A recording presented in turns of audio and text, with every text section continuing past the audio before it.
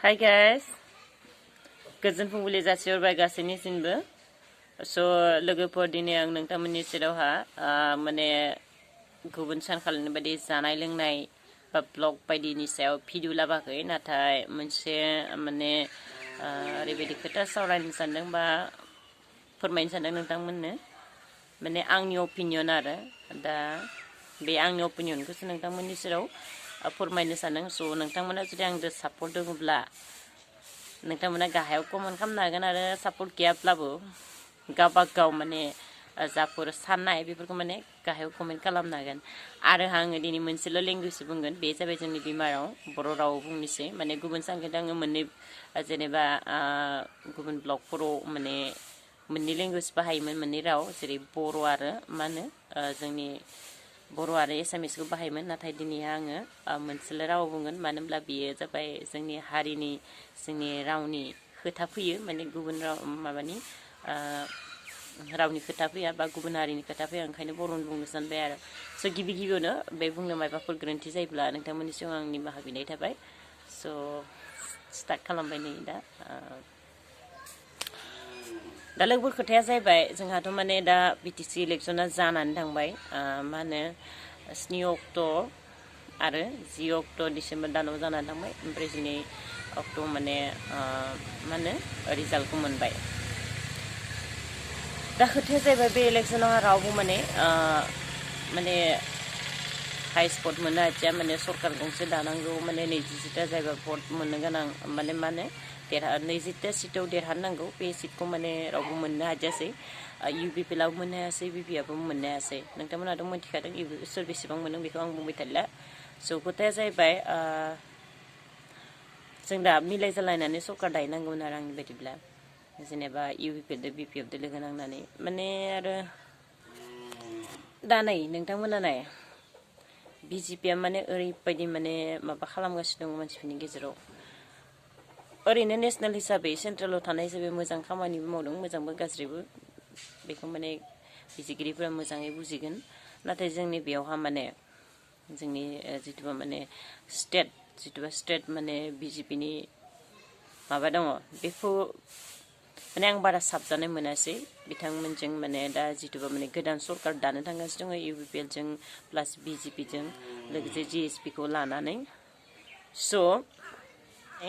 जायखिजाया मा होनो BPFबाबो BJPआव थांगौमोन जुदि लानायमोनब्ला, BJPनिफोरा लानायमोनब्ला। नाथाय बिथां हिमन्त बिश्व शर्मायानो जे जों परिबर्तन नांगौ, जोंनो सोलायनाय नांगौ, बेनिखायनो माने जोङो दा माने BPFखौ लानाय जायासै, UPPLखौ सोमोन्दो बे थिगानो। नाथाय अब्लाबो आं फंसे बाथ्रा बुंनो सानदों, मानो होनब्ला जोङो बिथांमोननि साननायखौ इमान हमनो हाया, मानो होनबा बिथांमोना ओरैबायदि माने इन्टालेक्सुवेल मानसि, ओरैबायदि माने मोनसे ट्रिप थारमाने बे माने आंनि बायदिब्ला बेयो जोंनि हारिनि थाखाय मोजां लोक्षोन नङा आरो।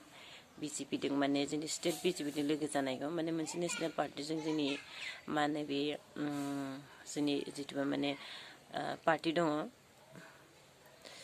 मानो होनोब्ला आंनि नोजोराव आरो बिथां माने गुबुन हारिनि मानसिफोरानो ओरैबायदि माने एटलिस्ट ट्राइबेलनि बादै आरो जायफोर माने गुबुन हारिजों ओरैबायदि बुद्धि। आरोथ' नोंथांमोना मिथिबाय नबस्वरनिया बिथाङा माबायदि मानसि, इलेक्सन टाइमाव माने इयो लोगो जायो जोंजों, बेबायदि आरो दानि जेनेबा BTC इलेक्सनाव। मानो होनबा बे बुरजा भट मोननो हाखाया, नाथाय इलेक्सननि जेब्लानोखि माने इलेक्सन गैया जायो, अब्ला बेखौ नायदों आरो माबायदि माने मानसिनि गेजेराव, माने गुबुन हारिनि गेजेराव माने बर' अबर'नि खोथा लगायनानै माने एकदम गुलजाल परिबेक खालामो, माने आबहावाखौ गुबुंले खालामो, बर'खौ नायनो बानाय खालामनो हायो। बे खेत्रआव आङो मोजां मोनासै। आरो नोंथांमोनाथ' बे माने डक्टर हिमन्त बिश्व शर्माखौ अलमस्ट मिथिखागौ, मानो होनब्ला बिथाङा जिहेतु गुबुन हारिनि मानसि आरो खाथि माने एकदम फार' जाग्राखा।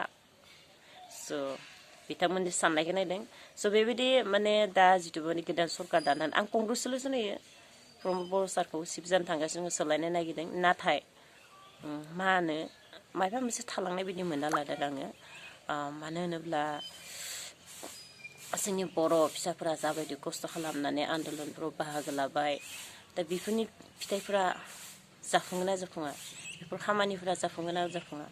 स' लोगोफोर आं बेफोर खोथाखौ सानना माने जोबोद माने दुखुबो नांदों आरो फारसेथिं मोजांबो नांदों परिबर्तन माने सोलायनाय नागिरदों नालाय सोलायनाय जानो थांगासिनो दङ थेवब्लाबो मायबा ना मायबा मोनसे थालांनाय बायदि मोनबाय थादों आङो माने सानहरना नायनानै जेनेबा जोंनि बर'नि जिथु हारिनि खामानि मावनो हारिनि जिथु माने डेभेलप माने गासैखौबो नायनाय बेफोर खामानिया जाफुंगोन ना जाफुङा बेफोरखौ साननानै आरो नाथाय लोगोफोर फंसे खोथा दा निउसाव नुनाय बायदिब्ला दा माने ओरैबायदि माने दा माने मा होनदों माने आरो BPF-आबो आरो सरकार दागोन होननानै दाबि खालामदों दा रिसार्च आं निउस नायनाय बायदिब्ला बिथाङा माने मा होनदों सानै माने साथाम इउपिपिएलनिफ्राय फैगोन होनना बुंदों इउपिपिएलजों कन्टेक्ट खालामदों होननानै इउपिपिएलनि जायफोर बिजाथि देरहानाय साथाम बेबायदि होननानै खोथायाव माने खोनानो मोन्दों आरो नाथाय बेयो जाफुंमारगोन नामा ना दाबो जोंहा माने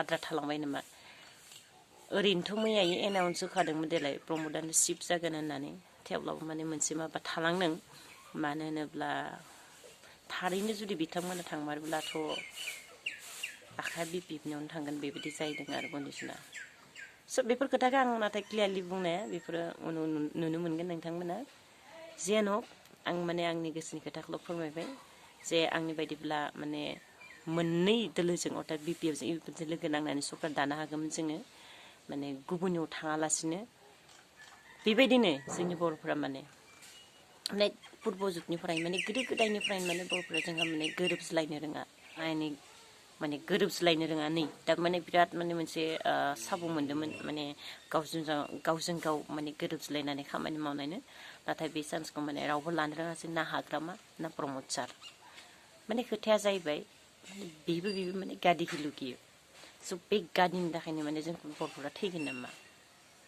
आरो गादि लानो हागौमोन माने गिबियावनो माने आंनि बायदिब्ला माने गावसोरनि गेजेराव मोनसे रायलायग्रोनांगौमोन आरो माबायदि जागोन माने बेफोरबायदि बायदिसिना जेंनाफोर दङथ' मानो होनोब्ला जोंनि BJP सरकार थानाय लोगो लोगो मा जागोन स' माने आंहा बुंनांगौ जेबो गैया देसन नाथाय आं आंनि गोसोनि खोथाखौ फोरमायबाय जे जोंहा माने सरकार दायोब्ला माने गोरोबज्लायनानै सरकार दानो हायोमोन नाथाय इन्टालेक्सुवेल जायफोर गोरों गोरा बिथांमोना मा सानखो मा माखो आं मिथिलासै स' लोगोफोर नोंथांमोना जुदि आंनि भिडिअखौ नायनानै मोजां मोनब्ला लाइक शेयार साबस्क्राइब खालामनो दाबाव थेंक इउ गोजोन्थों बाय बाय